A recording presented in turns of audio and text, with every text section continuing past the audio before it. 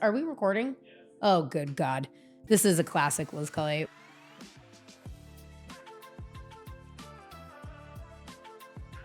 But I will tell you, I did have a psychic on this podcast who said I will never win the lottery. Why are they so negative? Why? I know. I gotta be honest, though. Every single thing she said happened. Like how specific? Very specific. One, speaking of motherhood, that I would have 3 souls or like 3 like children, like beings, Yeah. and only 2 would likely happen. Okay, we'll get to that in a second. And then the second one was to get my Bitcoin out immediately, which I tried to do. And then my Bitcoin account was completely hacked, which I'm very much convinced was internal from Coinbase. And all my money was stolen on my birthday. 3, that I would get a new job before I didn't say a fucking word. And that happened. And then 4th, that I wouldn't win the lottery. And here we are. Oh my God. Okay. Wearing a Gap collection outfit. That was sent to me, but you know. Thank you at Gap Inc. Thank you, Cult Gaia Gap collab. Yeah. But wait, I want to hear about the souls. Okay, yeah. Even though I'm going to be interviewing you. I did IVF last year, which was a fucking nightmare. 10 out of 10. Mindfuck. Don't recommend. I mean, recommend if that's, I mean, you know. It like, just unfortunately, it's the only choice. Well, yeah. And actually, the LOL of it all was that to decompress from IVF, I went to Italy, and this book, which you wrote, which when this episode comes out is just about to drop, I cannot recommend it enough. The Motherload was what I decided to read in Italy, coming down from hormones. Were you triggered? Sarah, I mean, listen, you confirmed the major fears I have about motherhood, which is not the kid itself. It's the pregnancy and the birth. Yeah. The birth, number 1, is the scariest thing for me. It's so scary. There's so many things working against you. The biggest one for me was the entire medical industry that I thought was there to like protect me and make it safe. And that's what I found in your book. I mean, there's so many great things. I mean, the Bali moment, like there's so many laugh out loud moments, and then just like you want to cry. I also had the luxury of being able to email you and being like, this is what I'm thinking. And then Rachel's like, you're being crazy. You've never met this woman. Like, let it go. I'm like, okay. We just met like some cosmic way. I feel like we were immediately simpatico, but also when you were reading it, very few people had read it. Oh yeah, that's like, right. Very few. So I was, you were VIP, but so it was kind of fun to like be hearing feedback because I had not heard feedback especially from someone that I had never met. Oh yeah, that's real.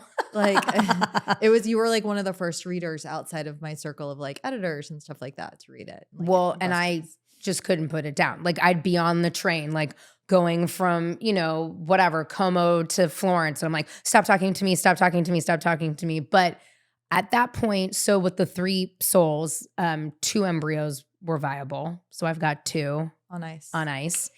And I was reading your book, and it's like, there's so many amazing things about you that we get to learn. We get to like see you in your 20s and to now.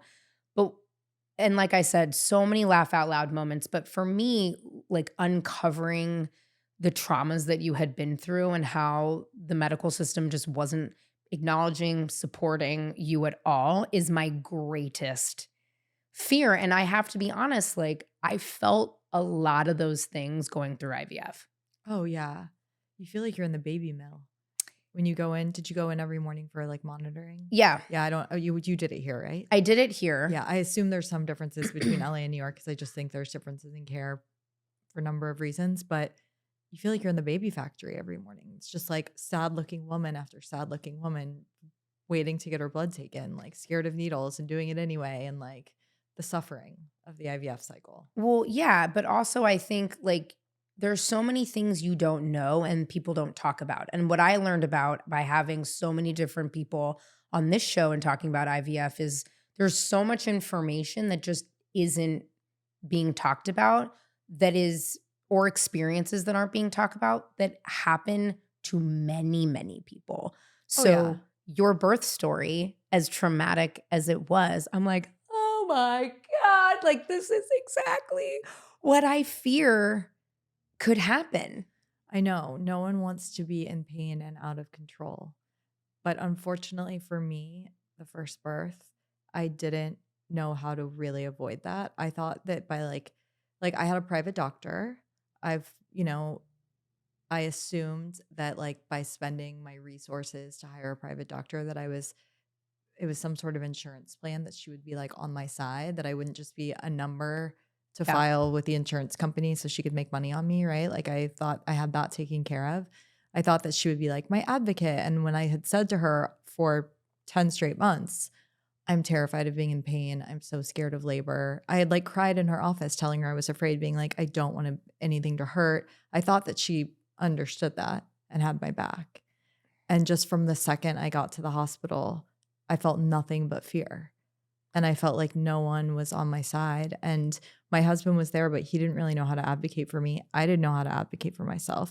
With my second birth, I went to my gynecologist. I had switched OBs by then. And I went in with like a list of things that I was like, I need these criteria to feel safe with you. Can you do them? And she was like, I don't know. No one's ever done this, but like, I'll definitely try. I'm totally open to it, which already was like a win because at my first OB, I had been like, can I have a doula? And she was like, I wouldn't if I were you. Most of them tell you that, and in my experience. And so I went in like knowing more of what I needed to feel cared for, but I also had a doula because I knew that I wanted someone in the room who I was like, could really count on. Yeah. To pull me aside and be like, what she's about to do could really hurt. Or to say to the doctor, we need a minute to make that decision. We're going to talk it through. Because I'm like not good at confrontation. I don't know. I wanted a lot of people aren't, especially when they're about to literally have a child. Totally. Like, and you're what? like under duress because you have limited time. Like the clock is against you. You have to deliver a baby. And if you don't deliver a baby in 24 hours or whatever, most hospitals make you get a C-section. And like, there's a lot of factors against you, and the power dynamic is so skewed because like we haven't been to medical school. So we don't actually know. There's so many variables. You don't know the ins and outs of every possibility like a doctor should. And so I had a doula this time and I loved having her there, but like I almost didn't need her because I was prepared because I had done it before and I knew exactly what I wanted. But I think it's pretty impossible the first time around to know what you want. And there was like one moment, I was so lucky because one of the sort of demands I had was that I wanted an all-female team, like anesthesiologists, nurses, everything. I wanted to be all women. And it was Which great. is so badass, by the way. Yeah. And like my anesthesiologist and her, it's not called an assistant, but like the resident and the whatever, I don't know the hierarchy. They were both pregnant. Like it was such a like cool environment. And everyone was wonderful. And we were talking about like, I don't know, like giving gross football players blowjobs in the high school parking lot and like joking around and whatever. Yes. I love this. And like they were wearing masks, but they both had amazing fake eyelashes on. And I was like, hello, like my people. Yes. After I gave birth, I was like, it was like 4 a.m. I was holding my baby. My doula went to pee. Like she was gone for 2 minutes. The lights flip on, the door bursts open. Some dude walks in and he's like, I'm here to remove your epidural. And I'm like, who the fuck are you? Doesn't like introduce himself, nothing, like turns the bright lights on without being like, hey, I'm going to turn the lights on. I'm going to take out your epidural. Just the one moment that a man comes in just like ruins the whole environment that I've been so careful to set up. And I look up, I'm like holding my newborn and I'm like, would you mind waiting 2 minutes? My doula just went to use the bathroom. Like the bathroom's connected to your delivery room. It's like, she'll be out in 10 seconds. And he's like, you need a doula for me to remove your epidural? And I was like, motherfucker, you will never have an epidural. You've never had an epidural. You have no idea what I've been through. You have no idea what like trauma I've brought to this room. You have no clue what my circumstances are. It's a difference of 1 minute maximum. Why do you care? And like, who are you to bring judgment in here? And so I had a doula. I had a literal list for my OB, but there's always going to be some man who comes in, fucks with you. Sarah, it's still time to become a lesbian. We will welcome you with open arms. It's really, and we will raid your closet, or at least I will. Oh yeah, we can play dress up. Okay, yeah. But first of all, the list that you write in the final pages of your book I am not exaggerating. Screenshot, screenshot, screenshot. It's something I will take with me. It was so clear and wonderful. And thank you for sharing that with your readers. I can't tell you enough. I was like, yes, girl. Thank you for this. I Okay. didn't even think about this.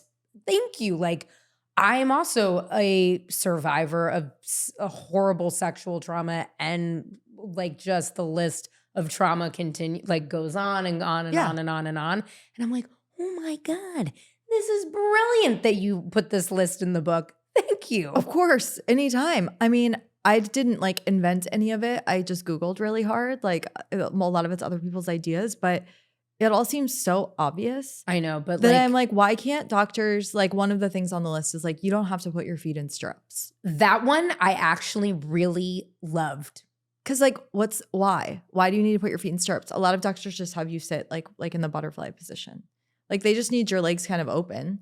But like, why do they have to be in some weird metal contraption, you know? Yeah, no thanks. Yeah, it's just creepy. And if a doctor's like, no, you have to, you leave that doctor. Yes. No, I'm telling you that list alone, everyone go buy this book immediately for the list. Because it was just you're right. It all seemed very clear, obvious. It's not that hard. It's not that No. hard at all. And yet doctors are like resistant to it, which I think is so shitty because no one walks into a doctor's office with zero trauma. Yeah, of course not. You know, no one. A huge part of the book is obviously about your postpartum with your first, Yes. which just, I mean, my heart, again, looking at the gorgeous view in Portofino as I'm like, like drinking Aperol spritzes, like losing my mind reading your book.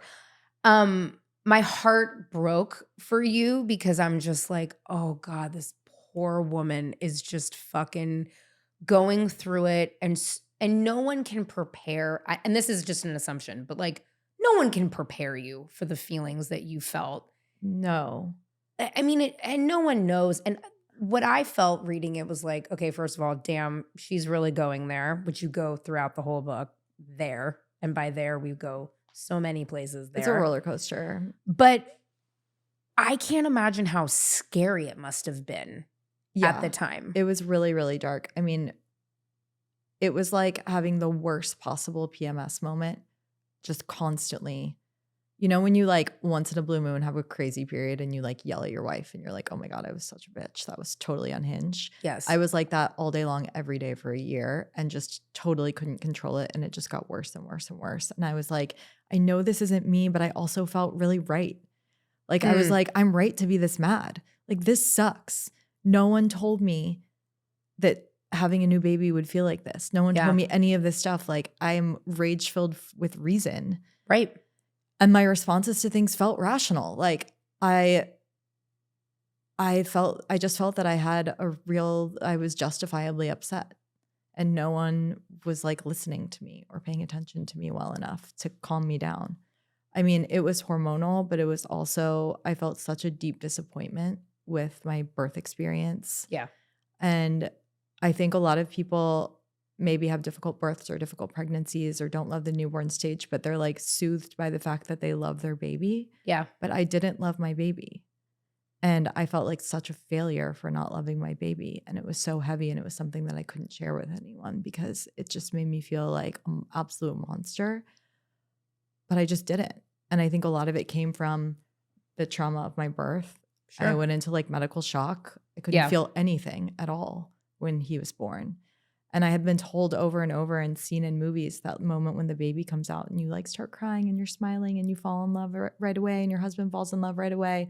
And therefore, like all the caring for the baby and wiping its ass and all the stuff that you have to do as a mom is like a blessing. Right. Because you love this creature more than you ever thought possible to love anything. But like I didn't feel anything for him. So it only felt like a burden. Yeah. And I was just like, well, I guess this is my life forever now. And I hate it. Woof. Yeah. And That's hard. If someone had just said to me, like, don't expect to be madly in love with this creature when he comes out. It can take like 6 months, a year, or whatever, however long it takes. Like, don't freak out. You're going to be fine. You just got to white knuckle it and get through the first few months of like, you know, changing diapers and all that stuff. And you'll come to connect with him and it'll be fine. I mean, now my son is my best friend. Yes, he's my you two favorite are, like- person in the world. I would rather hang out with him than any adult. He's so cool and profound and brilliant. But that took a really long time. And I don't think that's like, you know, strange. I don't think it's because I'm actually a monster. I think it's the No. reality of many people. But I was beside myself I was like, wow, I'm like a broken woman that I can't even love a kid. Do you think that though, if somebody had said, hey, listen, this is going to take a minute, there's so many hormones, like, and so many body changes, and regardless of having a very traumatic birth, you could have white knuckled it without eventually going to therapy, getting on medication? Or do you think that, you know what I mean? Like, do you think that would have— I think I still needed Yeah. therapy and medication, but I think that taking away the shame of that Sure. feeling would have been like, I think I was so embarrassed to say to anyone, Of course. I don't know what to do. I don't connect with him, that like it kept me from going to therapy because I was like, I'm going to have to tell her. I mean, at some point I went, but I was like lying because I was like, I can't say to her what I actually feel, which is that I fucking hate being a mom. Yeah. You're not allowed to hate being a mom, you know? And I think if someone had said like, this part is really natural. Not everyone connects right away with their kids. Some people are really amazing with a 3-year-old. Some people are incredible with a 14-year-old. You may not be great with a newborn, and that's okay. Your baby will be cared for. And that's what matters in the Totally. beginning, you know? If someone had just like removed that shame, I think I could have felt more comfortable with the narrative and like gotten help sooner. And yeah. gotten, like, I needed meds. There was no world where with the level of postpartum depression I had, I was getting out of it without meds. Not possible. I tried everything. Like, I did it all. I did all the meditating and the journaling and the yoga and the crystals and whatever. I needed meds, okay? And I had such a stigma about them. Did you? Which I don't know, like, I say that to people and they're like, what? Everyone I know is on meds. And I'm like, now, but like, this was, I don't know. I felt differently about it then. I don't know if it's like my Midwestern upbringing or just the subset of people that I was around, but people weren't talking about their, you know, SSRIs and stuff. Not And when you— so that was like 2018, 2019. I had my son in 2017. So Right? 2018. Yeah. Yeah. I don't think people like to give you, I don't know, like comfort. I actually don't think people were talking about it Not that in the much. same way. No, because I went on an SSRI in 2019 and I was not well. And my wife is a therapist and was like, dude. And I've always been kind of an emotional, sad, like I'm funny. I use humor to just get through life, but I wasn't okay. And Right. that anger that you talk about, and I didn't have postpartum. I was just like fucking the weight of everything coming together. And I had a really triggering moment at work that like brought up all this childhood shit, but it was the anger, you know, and that's what really flipped. And my wife was like, yo, you are like sort of a sad cloud, but like this is next level. And I haven't gone off of them. And that was really something, even in like the new IVF doctor that I now have, who's amazing, which by the way, when I went in for my retrieval, it was all women. Oh, women anesthesia. Everyone was a Like, woman, and as it was should be. I don't. the shit. Yeah. It different was energy. the different energy, different questions asked, different everything. The only person who's on my shit list is this one nurse who every time I'd go in for like weighing in, I'm like, do not say out loud at all. Don't breathe it. Don't, like, if you say what's on that scale, I'm gonna fucking kill you. And she'd always be like, oh, I'm like, girl, I told you before, stop telling me how much I weigh. Wait, that's also so rude and terrible. Like, know. anyone could be listening. I know, but like, I just was so pissed. I'm like, I would be pissed too. That's totally unacceptable. it's fine. Honestly, I should charge her for my fucking trizepatide that I've been on for 6 months, but whatever. That's rather Wait, here nor what's there. that? Is that GLP-1? Mm-hmm.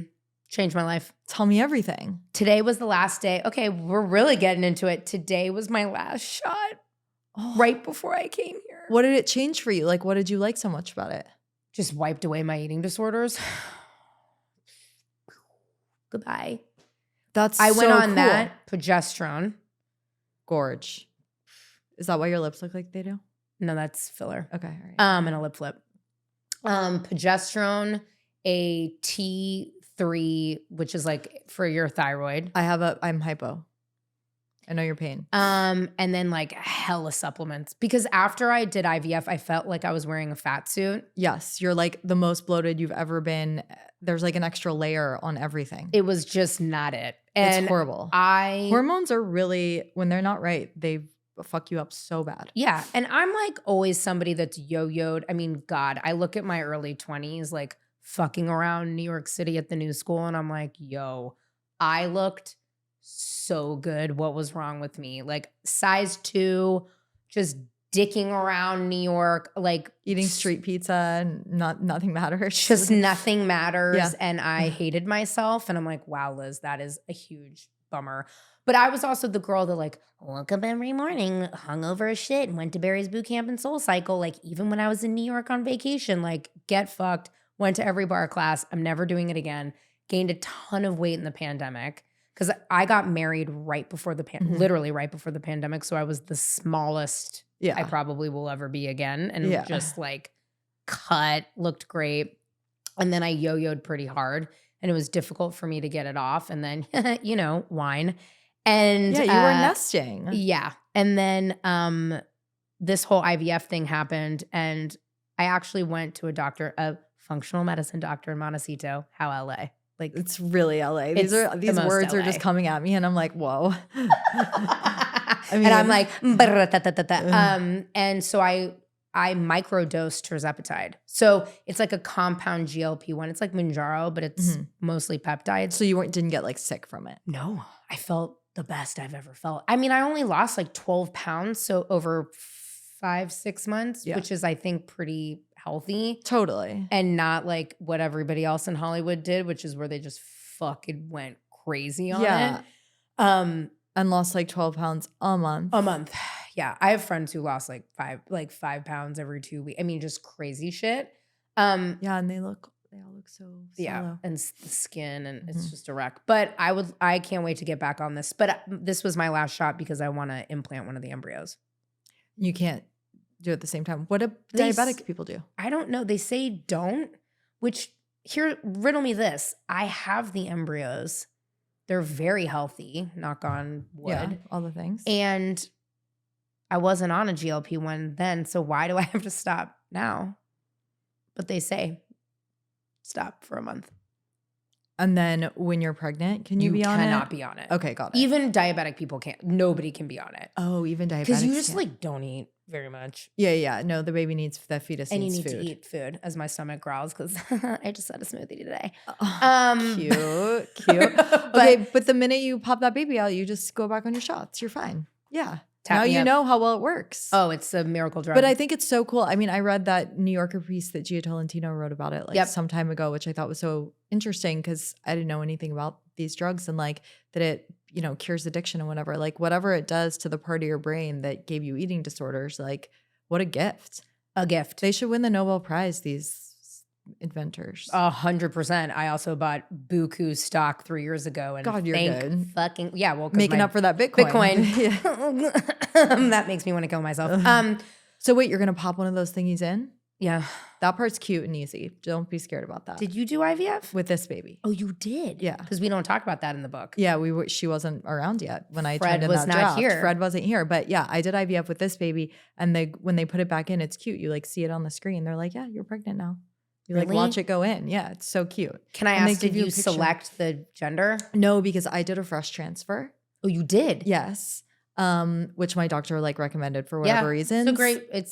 But I do have embryos on ice. But a fresh transfer means after they put the sperm and the egg together, they like watch all the embryos and they see which one is growing the fastest after like 5 days or something. Yep. And they take that one and they put it right back in. So there's not time to do any testing at all. So it wasn't genetically tested or anything like that. And then they genetically test the rest of them, and the ones that like survive and thrive, they put on ice for me. So I have some on ice, but that going back in is fine. It's just that I didn't realize this because no one told me that after the embryo gets put back in, there's 9 more weeks of shots. I'm sorry. Yeah. No one told me this either. And it's a progesterone shot, so it actually makes you feel good. Yeah. And it like gives you like pretty skin and whatever. But it's a giant needle that goes in your ass every night and it fucking hurts. And the progesterone is in oil. So you can't you can't put ice on the area after because the oil will harden into like lumps. So you have to use a heating pad. And like the worst thing to do on a shot is to heat it. Like it hurt. Yeah, like makes it hurt worse. So like it's just annoying. Just 9 fucking weeks of progesterone is coming your way. Thank you. See what I'm saying? It just doesn't get, it's not easy. No matter how you do it, it's not easy. Like, I mean, the other way to do it is to fuck a dude. Also not easy. Okay. Fuck so many dudes for free. I mean, that's really the bummer of it all, right? And after this, if you want to see the donor, I'll show it to you. Because that was a whole thing. That sounds fun though. So long to choose a donor. Yeah, criteria. I know you're high maintenance. I know you. You like you. No, it was Rachel. It was Rachel. Okay. I was Rachel, like, I really threw that cat around. Let me tell you, in my 20s, I was like, man, whatever. He's cute. He has a good personality. Like, whatever. He's tall. Like, allegedly sells drugs. Like, who cares? You're so vulnerable about your postpartum. You're so vulnerable about your relationship with your mother, who really seems like my kind of gal. Oh, she'd be really fun if she were here right now. Down to the like staying in Sunset Tower because the martinis are better, which she's right. She is right. But like, she's such a character and she's such an eccentric. And I'm really grateful that I don't have like a boring mom, but I do wish her communication skills were a little different. Yeah, I felt that. You and I are quite similar. I have a very fun mom who really didn't parent my experience, which she like did not parent me at all. And she was a little too fun. Was she like, she wanted to be your friend? No, she just wanted to like live her own life. Live her life. She had me at 40. Cool. Didn't know she was pregnant with me until month 6. Found out this is the story we've all been told. Month 6? How? Because she had my brother 16 months earlier. So she thought she couldn't get pregnant, which I'm like, okay. Even though she loves to tell people she got pregnant with him on an African safari, like my parents. And then my mother always says the same story. I cried so hard when I called from a payphone in San Francisco to find out I was pregnant with you that I went and had 2 martinis and bought myself a fur coat, which now I have that fur coat. Okay, this all worked out. But like, what? Yeah. You know what I mean? It was just like so many things. And we have a very complicated relationship now. She's actually coming to visit me. I haven't seen her in like almost 3 years. Whoa, very complicated. Where does she live now? Florida. I just feel like women of their generation, like they didn't have it easy. They did not have it easy. And your mother, at least from, the conversations that you bring us in on, also didn't have it easy and becomes much more, I think, vulnerable with you once you got pregnant. Yeah. I like ask her, I look back often and think like, I just know she had postpartum after she had kids. You think so? Yes. And I think it was like never resolved. And I mean, how could it have been in like the 90s in Indiana? Like no one was in therapy. That wasn't a thing. Yeah. And I just can't, I think like one of my central questions in the book sort of is like, don't mothers also deserve to have their own lives the way fathers do?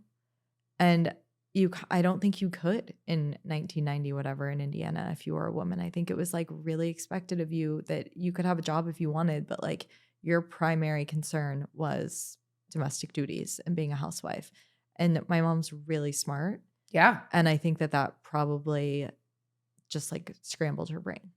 Well, and then she goes on to be an incredibly successful restaurateur. Yeah, she James found Beard her path. 6-time. Yeah, she's like found her way, but I think for the first 20 years of that or whatever, it was just like such a struggle. Yeah. And it was a battle between this idea of the maternal that like she probably didn't want to be. And so I have a lot of empathy for her. Yeah. Unfortunately, this bitch has not, she's not better now that she has access to therapy and can tell her story and, like has resources and whatever. Like when we were little, she wasn't successful. Like I didn't have a nanny or anything. It was like all on her all the time, right? Now I'm like, but why haven't you called me back in a week? And why did you switch hotels when you supposedly were coming to visit me, to stay with me and take care of me etc. Like During a huge, scary crisis in my life. crisis. Yeah. Like the same problems persist. And I'm sort of like, but why? Now it feels like you could fix all of those things that had their justification 25 years ago, you know? A big issue that I've had with my mom is actually after, I don't know, almost 20 years in entertainment and having had many shows, she finally found this one. Ooh. And didn't like it and listened to a ton of episodes where I'm always compassionate about my mother, but I'm also telling my truth Yeah, you're and what being happened. honest. Right. And I woke up to like a fucking, scroll of text messages about how disappointed she was in me about this podcast, especially around the episodes where I'm scared, where I talk about being scared to have a child. Yeah. You are so incredibly thoughtful and honest about you and your relationships, whether it's with your child, your husband, or your mother in this book. And something that I think a lot of people censor because they don't want to hurt those around them or they don't want them to know how they're feeling. Yeah. Because they're scared. I've done it myself, but your book is so successful, I think, because we can see every single side of how you feel in these relationships. Were you scared to do that? Okay. I made the decision when I started writing my book that I like wasn't going to be scared and play that game. Yeah. And I wasn't going to be like embarrassed or feel ashamed of any of it because like you said, like it was just true. Yeah. Like I just wrote down how I really felt. And that's all I have. Like I only have my own story and my own feelings in my brain. And I just said to myself, like, you're not going to feel bad about that. But I did edit a lot. You did. Like I wrote what I wrote about my mom, about my marriage, etc. And I spent a long time being really thoughtful about how much of it I wanted to include. Like I wanted to get it all out, but I didn't necessarily want to publish all of it, you know? Sure. And there's a lot on the cutting room floor. And also through the process of editing. And like I had already been in so much therapy and so many kinds of therapy for years that like I wasn't processing any of it on the page. I had processed everything. I wrote from a place of like really understanding the narrative, you know? But I tried for months of edits to be like incredibly thoughtful and say to myself, like, this thing is gonna sound harsh. Is it worth? Is there a reward to telling it? And I did that with like every single sentence, especially if there's one chapter that's really about my mom, and just like really weighed the risk and reward of everything. And I also let my mom read really early drafts. You did. My husband read every draft. Both she and my husband have been very like supportive and like, this is your story. The thing about memory is it's not a database. Like the way they remember things is not the same as the way I remember things. I'm sure that there are things about my memories that are factually incorrect, but they're still the way my brain stored that information. And they both know that. And we're like, you have to write it your way. Like, that's why it's art. It's because it's your way. It's not like AI didn't put it together for you, you know? No. AI, it didn't feel like AI. I mean, it's so, you come away with it though, feeling how much love you have for your kids, for your husband, for your mom, for your friends even, who I'm like dying to meet those two girls. They're amazing people. But the thing is like, and I wonder if you feel this about your mom, like, I feel like I am just grieving always the relationship I want with her. Sarah. And isn't that like, that's every daughter, right? That's the whole, you just said exactly what it is. I am grieving something that maybe never even existed, can't exist, doesn't have the capacity to exist. But I'll hold out hope till the day I die. Of course you will. I'll never stop wanting that relationship. No. And that's why you'll make excuses or make concessions or, yeah, of course. It's different with like a husband, it's different with a man because like, I have my two babies. You know, if I didn't, I'm saying you could come on. You could come on this side. If you've got the kids, that's the hard part. Your support. You're welcome. We're I'm ready. just like, if I didn't want to be with him, I wouldn't be with him. If he weren't living up to the challenge, fine. Like that part's easy. But like your mother, no matter how your mom fails you, it's not easy to close that door. You know, that's like it's very so hard. biological what you want from them, and the kind of relationship you want from them. And I just like, I almost can't get over it. Like, I've processed it. I've been in therapy. I've written a book about it. I'm now a mother. I understand what it's like on the other side. And I will die wanting my relationship with her to be a perfect thing that I don't think it can be. Girl. And like, she'll probably listen to this and she'll probably hear it. And I just like it. I don't say any of it because I want it to hurt her feelings. I say it because I just still hold out hope that something will work. And Of course. I also am like of the firm belief that it doesn't have to be this way for me and my daughter. No. And I think that what's really interesting is there's a lot of women that are our age that are having kids now, Yeah. especially daughters, and they are actively Yes. trying to break this cycle. Because my Yes. mom had this, my grandmother lived with us for a couple years when I was young, and she was so put together. And so, I mean, like, oh my God. But she also had a horrible drinking problem and had 4 kids by the time she was like 23 or something. You'd have a drinking problem too Yeah, if you had 4 hundo. kids by the time you were 23. You know what I mean? Like Yeah. 100%, even though they were like so wealthy, had staff, like it doesn't matter. Like she was, you know, but I saw her doing the same thing that you're talking about. Just wanting a relationship with my grandmother that was never going to happen, even moving her into our home. Right. And it was like, but you just did the same thing with me. Yeah. You know? But your honesty is so beautiful because you come out of this book and I'm like, oh my God, she loves the fuck out of all these people and she's so strong. And you're such this like enigma.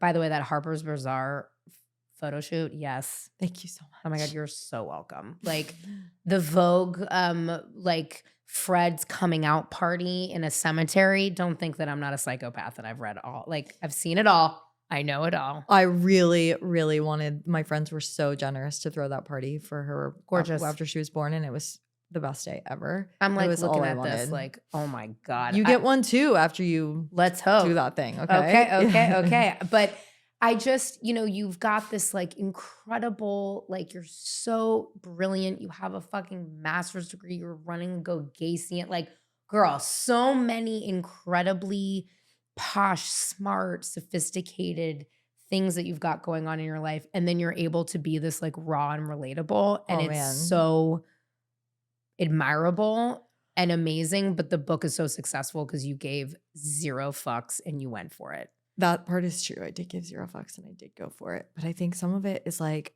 I had never written anything before this, really, Which was incredible because you talk about that. There is a moment in the book, because no spoilers here, where you take some time to really work on yourself, which is amazing. And really, that's when you're like, I'm going to start to write and this is what I'm going to do. And for me, that was so inspiring because I'm like, oh shit, she's like, started out of nowhere. I mean, I was actually in LA when I was like, maybe I want to write stuff. I had a whole other job and a whole other career that I really loved, but and I'd never thought of myself as a writer. I had never thought, I want to write a book one day ever. I had only written like academic stuff, press releases maybe, but art history. And I had never written anything personal or nonfiction that was like narrative about myself.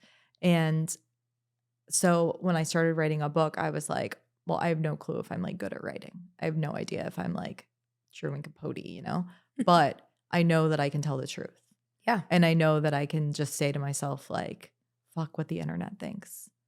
Your story is your story. Fuck what the internet thinks. And that's the one thing you can do is just be honest. Right. So I just like went with that because I don't have an MFA. Like, I don't know how language is blah, blah, blah. I don't know the proper structure of things. And like, I learned some of it on the way, but like, I don't know. I'm not Virginia Woolf, but but I can tell the truth. Did Virginia Woolf have an MFA? I don't think so. And did Truman Capote? I don't think so. You're right. Okay. These were bad examples.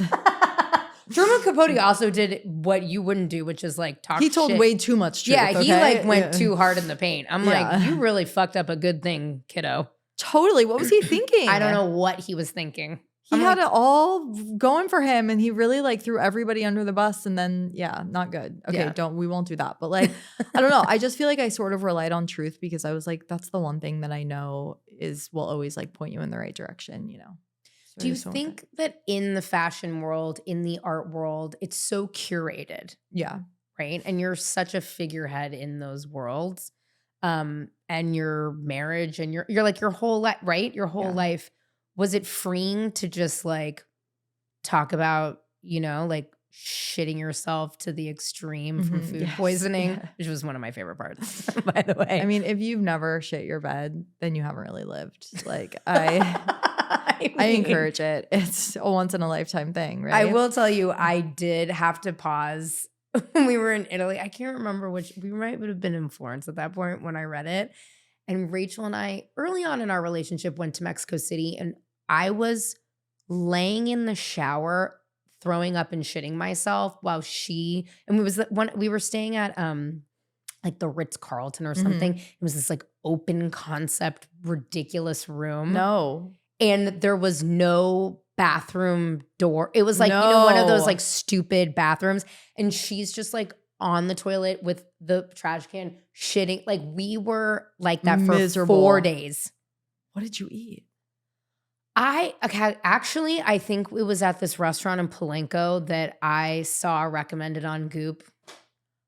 And we had this fish because at the time Rachel wasn't eating any meat. And I'm like, I spent the majority of my life in Mexico, and I was like, girl, I think we're too far from the ocean. And You're like, we're landlocked. So I will never forget saying that. Being like, I don't know, actually. Like, I think you should eat pork and beef this week. Like, just go for it. We did not. And I think that's what it was. It could have been anything. I've never been sick in my life on vacation like that. It's terrible. It sucks. And it's like, it's kind of scary. Yeah. It was. But you, like I said, you have this like gorgeous life that like I said, like we're in Vogue. We're like, the New York Times wedding announcement. Of course I read it. Dead. And then you're like, yeah, I'm like shitting a bed. Yeah. Was it freeing? Yeah, kind of. Okay. I mean, like the reality is that everybody exists in their own version of high and low, Sure. So like, I don't know. I think like we're all sick of the game of pretend we're playing on Instagram. I mean, it's the worst game of pretend. Girl mom, boy mom. Oh, it's so annoying. Sarah, I can't. Whoa. I'm like, nah, I can't do this. Well, the worst part of parenting is the other parents, Like I did experience that recently as a non-parent, but I made the grave mistake of allowing multiple friends. They wore me down and they came to my Christmas party with their children, and it was really bad. What was the worst part? I don't know, like 7 boys between the ages of 2 and 8 ripping apart my trees, my orange trees, my grapefruit trees, my lemon trees, and chucking fruit at each other and at my walls in the house, like outside the house. Wait, are their parents uncivilized? It was a rough moment for me. That's really rude. I'm really sorry that happened to you. It's okay. Children are devils. They're like totally, they're I actually love all these kids, beasts. but they're feral. Especially when they get together. It's like Lord of the Flies when you put them together. Like, what the fuck, man? But I'm like kind of strict about stuff like that. Like I grew up, my parents are both Southern and I grew up in Indiana, and they were very like, I like had to say yes, ma'am, and no, sir, So, same. Which I'm like a fucking WASP debutante from San Francisco. Like, are you kidding me? Yeah. Like, I was not allowed to literally play with my Christmas presents until I wrote a handwritten note to every single person, inclusive of Santa, on monogrammed cards. Like, you're getting a thank you note for coming here. Don't even waste your time. I know Why? how important it's you like are. Unbelievable. Like, it's crazy. It is just wild though to see, like, it's hard to restrain a child. They're feral monsters, but there are like some things that are unforgivable to me. And I'm like, and of course I'm like a total helicopter parent about it. Like if my kid were here, I would be like, say hi to Mrs. So-and-so. Yeah. Like, oh my God, did you say please and thank you? And like totally nervous about it. And it works like 4% of the time, but at least I get to demonstrate that I'm aware that he's being a tiny monster. Sure. But like, you can't just let your kids fuck with other people's stuff. That's all I Yeah, have. it was a learning experience for me yeah. and no one else. So, But that like, was cool. I don't have mom friends. Like I At have, honestly, not really. I have friends that I had before that became moms, Oh, yes, yes, and yes, like yes, yes. before, during, or after me. So I technically have friends that like have children, but I've What about the never one mom in the mom group? like, Went away. yeah, like there are moms that I like there are kids at my son's school who the moms are like lovely people, like genuinely cool and nice and fun, but like maybe it's a stage I'm at in my life. I don't know. I don't have someone that I like text all day long, like, oh my God, guess what my kid just did? Yeah, I yeah, don't yeah. have like a mom bestie like that. And I actually think you need it. And here's You why. do. Okay. Because when kids are like 13 Mm. and their hormones kick in, I just learned this. They're biologically programmed to not listen to their parents Mm. because historically they have had to like that's when kids are you're technically your most fertile from like 13 to 25 or whatever. Yeah.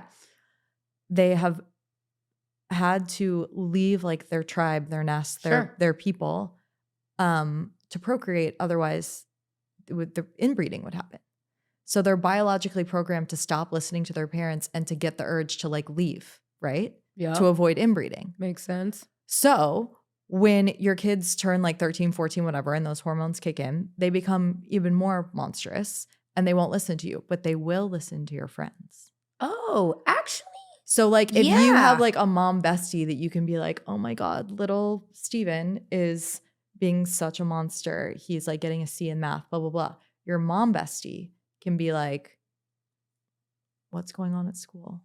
And talk to them in a way that they'll Yes. listen. So eventually, just from the perspective of you wanting your kids to like be successful and happy in life, I think you need mom friends who can like have your back and help out during that phase. See, I did that for my friend who had a kid when we were really young, but I just scared her. I was like, people get gonorrhea in their throat.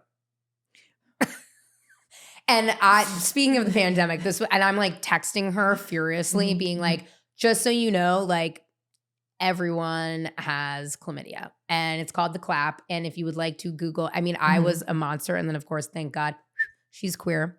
She was like, Auntie Liz, like, are you okay? And I'm like, just letting you know, like nobody uses condoms anymore. And like, here's like an entire Wikipedia of like AIDS in the 90s in San Francisco. I mean, You were crazy. a resource to her. You're What an can I say? encyclopedia. I mean, I do think like if someone had said to me, you're going to get HPV and you're going to have it for fucking ever, I wish someone had like given me that heads up. Cause like I've had HPV for like 15 fucking years. It won't go away. Well, and also, did you know that you can get there's like a million different kinds of HPV? Oh, I'm sure I have 9 of them. Like I don't No. Well, you also like met Tom so young. I know. 23? Yeah. Girl. I had it before him. And also my doctor was like, oh, when you have a baby, it like usually goes away after that. Nope. Came back like better than ever. I'm just like, what is this plague that men don't even, it's like asymptomatic for them. Like someone should have, men don't even know when they have it. Of course. Literal Life's so easy for them. So yeah, I think of you as a incredible resource for that young person. Yeah. Guy, hit me up. Mm-hmm. I'll let you know what's up. Because like if I tell him that, he's gonna be like, Mom, you're so gross. Go away. Yeah. But if my mom friends are like, buddy, be careful of all the STDs, he'll listen. Honestly, that's I think a good if reason you to have just a say mom the friend. clap, that's very scary. It's so scary. It's very, or syphilis. Or if you just drive around Los Angeles, there are huge billboards that are all about syphilis. I don't know if you noticed that. Wait, is that like is syphilis back? Apparently, according to Hollywood, if you drive around Hollywood, there are massive billboards that's like, syphilis is back. Gonorrhea's in your throat. And I'm like, whoa. Okay. I mean, syphilis is like a crazy one though, because it makes you mentally ill. Correct. That's a terrible outcome. Like that's so wild. Listen, you scared me. I'm here to scare you. That's some World War I shit, syphilis. Like truly, like literally, actually, where people's just dicks fall off. It's disgusting. It's a really bad one. Really terrible. Did you one last question, and you kind of talk about this a little bit, or you allude to this, but like when the day that your beautiful children read this book. Yeah. My thought is like how wonderful it is that they get to like really know their mom. Yeah. I mean, are you nervous about it though, or no? Well, I'm nervous if like, I don't know, at the height of their like pubescent hormones, Sure. if they read it, I'm sure they'll be like, I hate my mom. Right, Because right, right. like you take any reason you can to hate your mom when you're 16, you know, or at Yeah. least I sure did. But I like really believe in truth. Yeah. And I think they'll have their own truth. And my honesty about the people in my life has like only brought me closer with most of them. Not all of them. There are some people who I think like for their own reasons and their own demons can't handle honesty. Sure. But it hasn't like steered me wrong yet, you know? Yeah. And I want them to like live in a world where women don't have to feel ashamed about their reactions to the like maternal ideal, and where they have a mom who like felt fulfilled by her creative choices and wasn't afraid to be honest about the things that she had experienced in her life. Like that's more important to me than their like short-term feelings about like, ooh, mom wrote about having sex with dad or Yeah. whatever. Like I'm sure there will be some of that, but I'm trying to like build the world that I want them to live in. Sure. And I want them to live somewhere where they can be fully honestly themselves. Yeah. So I felt like I had no choice, right? Yeah. And I also think like you and I share this. Like, I wish I knew more of my Always. mother's truth. Yes. Oh my God. I think there's something about that in my book where I'm like, you just know so little about your mom. Like, Yeah. I don't remember, I don't think my mom ever told me like her first boyfriend or Yeah. when she got her first period or all these little things that kind of end up defining who a woman becomes. Sure. You know so little of your mother. They spend so much of their life focused on you and doing things for you and trying to build their own careers and all that too, that like you lose the like minutia of their identity. You know, it's just not imparted onto daughters, I don't think. And I think the other way around as well. Oh, I hid so much from my mom my whole life. You hide so much, Yeah. because you're scared. You're scared of getting in trouble. And I think that's what's really beautiful about, again, how brutally honest. And I know you've like been doing, I mean, girl, you've been on that press tour. And I've listened to your interviews, which are great, with many of my friends. Shout out Jenny Mullen. Wait, you're friends with Jenny? Yes, That's I talked to so Paul about it. amazing. Paul and I, when I talked to Paul, I was like, she should go on All the Fails. Oh my God. Jenny knows everyone. Jenny knows everybody. You might also know everyone. You seem like one of those I people am too. But I am like Kevin Bacon ish. Yes, I do. But and even Whitney Port, who's lovely. what a it's sweetheart. What a sweetheart. Oh my goodness. I know. But it's so much about your experience with postpartum, which is obviously the heartbeat of the book. But what I love is like so many other elements, like seeing how you like relate to all these people, standing up for yourself, growing up because you were so young. Also, if I ever have a baby shower, drugs and cigarettes are the theme as well. I'm stealing that from you. It was As you should. Oh my God. I gift it to you, please. so chic. I was like, yes. But the brutal honesty, and also sharing with us like who you are, I just thought was like the most beautiful thing. And it's, I think, why it's so successful. Thank you. I think everyone should live like that. The world would be more interesting. I agree. Thank you for being here. Oh my God. Is it over? Yeah. What? That was so fun.